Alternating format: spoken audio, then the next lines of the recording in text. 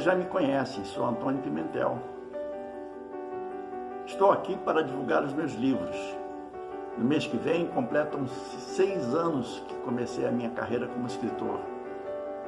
São mais de 20 títulos. Na verdade, escrevo os livros a partir de pesquisas. Faço uma análise, com bom senso e razão, e coloco no papel o resultado desse estudo. E nesse momento, há uma forte intuição exteriorizada pela inspiração de colocar cada componente no lugar que lhe é devido. Assim é a construção das minhas obras literárias.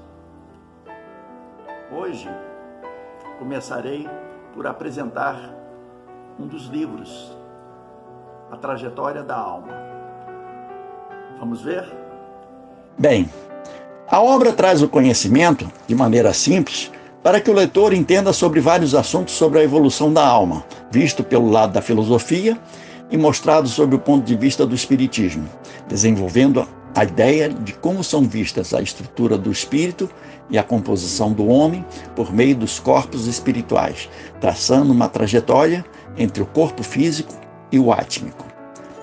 Há por parte das pessoas um questionamento sobre o que existe do outro lado da vida, principalmente o que o homem encontrará nessa face oculta além da morte. São indagações que hoje permitem um maior esclarecimento do ser humano para antever por meio de várias revelações o que acontece do lado de lá.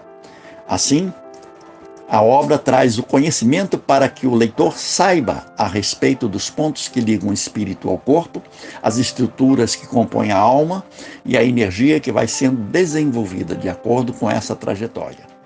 Na verdade, são 27 capítulos confrontando o conhecimento espírita com o teosófico. A ideia é que o leitor tenha a percepção de que ambos têm pontos comuns, mesmo que estes tenham nomes diferentes e posições complementares.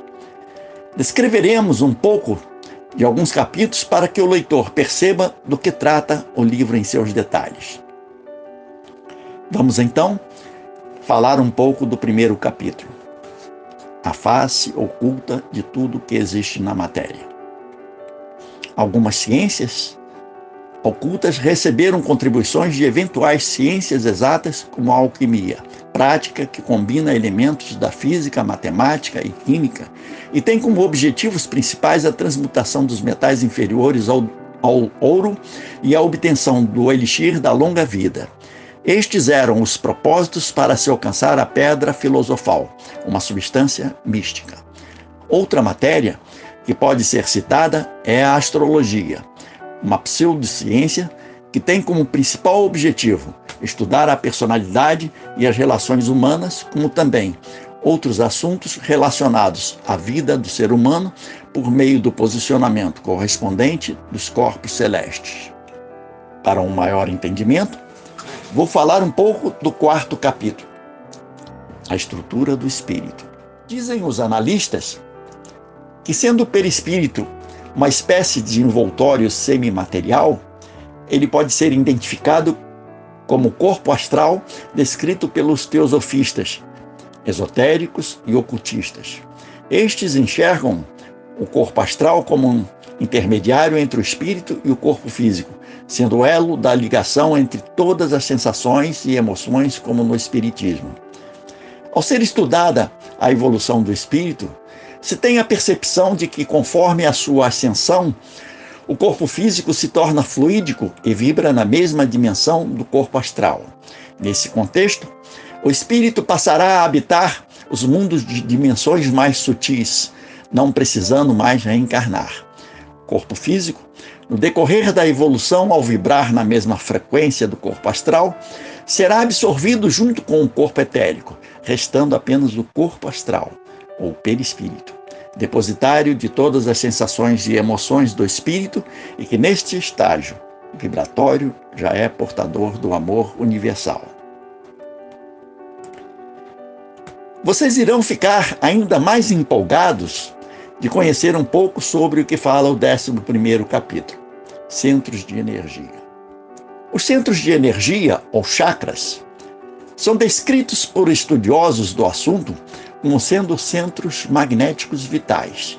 integrantes de parte da natureza oculta do ser humano, pontos de conexão intermediadores, receptores e transmissores, pelos quais flui a energia magnética por entre o perispírito e o corpo material. Eles desempenham relevante função, sendo condensadores e transladores de energia de um corpo ao outro. Os Vedas, 4 obras surgidas em 2000 e 1500 a.C., e que formam a base de extenso sistema de escrituras sagradas do hinduísmo, contêm registros sobre o tema. O que se pode entender com relação aos centros de energia é que o corpo físico tem uma ligação sutil com o mundo astral. Quando há um desequilíbrio da energia vital que flui pelos chakras, o ser humano acaba adoecendo. A partir daí, acontecem as crises emocionais.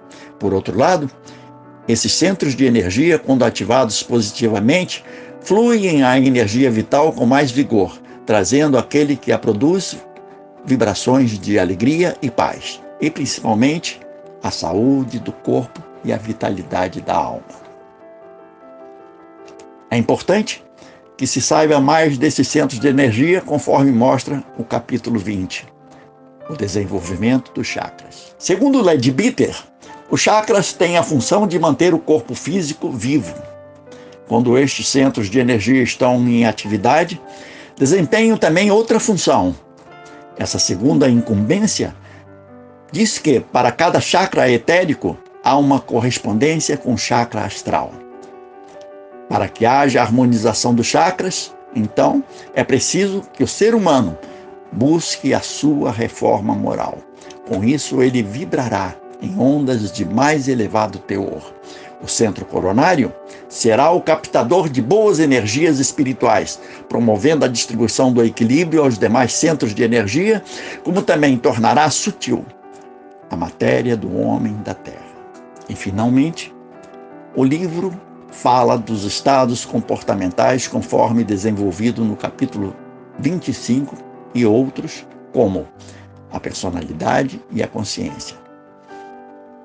Conforme a literatura disponível, incontestavelmente, a personalidade é o aglomerado de peculiaridades psicológicas marcantes que determinam os padrões de pensar, sentir e agir. Consiste na força ativa que auxilia na determinação do relacionamento do ser humano, tendo como base o seu protótipo de identidade pessoal e social. Ao se falar sobre a personalidade, é preciso discorrer sobre a consciência, sendo esta, de acordo com as literaturas, uma qualidade da mente que tende a abranger a subjetividade percebida por estudiosos como um espaço íntimo do ser humano com o qual ele se relaciona com o mundo social. Isso lhe promove uma autoconsciência que é característica lógica da consciência de ser. Sobre a consciência espiritual, o que é dito por pessoas entendidas na temática é que nos seres humanos a mente espiritual revela-se lenta e de modo gradual. Em algumas pessoas existem momentos de iluminação, havendo a impressão de que elas estão acima de seu estado normal em um plano de existência mais elevado. A trajetória da alma, então, é um livro importante para que o leitor reflita. Existe a necessidade de que o ser humano saiba mais de si. Esta obra irá lhe proporcionar, de maneira simples, o conhecimento que precisa para compreender melhor o seu interior. Oi, gente. Estou levando então a todos alguns tópicos deste livro, A Trajetória da Alma. Farei mais vídeos para mostrar outras obras.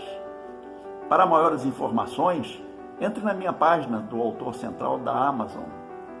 Vou deixar este vídeo no meu canal do YouTube. Inscrevam-se, deixem um comentário, deem um like.